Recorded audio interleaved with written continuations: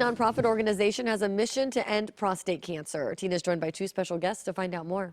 Hi, from Sutter Health, we got Dr. Katie Thompson and Alyssa Eichner here. They have a big walk coming up here, and this is Men's Health Month, right? Mm-hmm. That's correct. All right, so we're going to concentrate on the prostate cancer. A lot of people don't realize that it's a leading cause of death, right?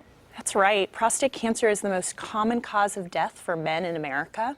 1 out of 9 men will be diagnosed with prostate cancer in his lifetime. I had no idea that it was like... It's really remarkable. Yeah. We have some statistics here for you to look at.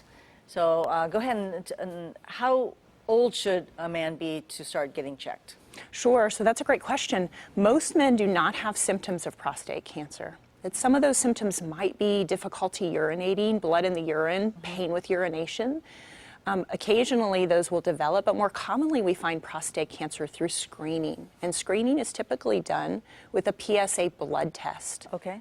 PSA is expressed by the prostate, both normal and malignant cells of the prostate. So it gives us an opportunity to find cancer when it's early stage. How old do they? Great question.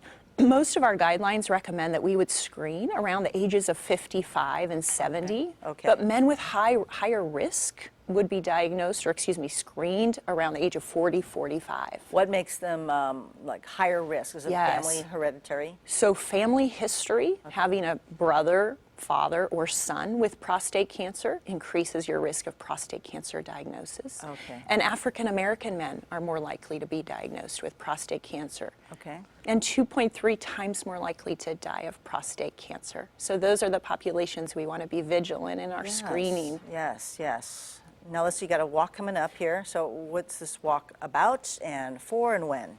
So the walk is going to be held on November 16th at Indercombe High School.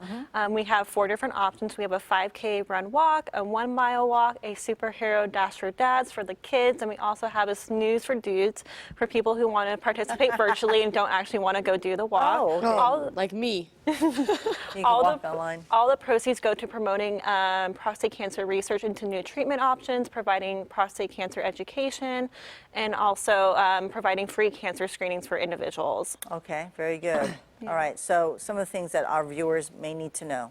Anything else that they need? Sure, I mean, just check with their doctor. Yes, and finding cancer at an early stage gives us the most likelihood of living cancer-free for a long time. Yes. And some men are reticent to be screened, but really what we're doing is trying to provide more comprehensive care for prostate cancer survivors so that sexual and urinary concerns are addressed and they're able to take some power over lifestyle choices to prevent cancer recurrence. So there's lots of opportunity now. All right, so they need to sign up for the run. Please do. Or walk or virtual. Yes. Please do. Walk and help raise awareness there. Thank you so much for coming in. Thanks.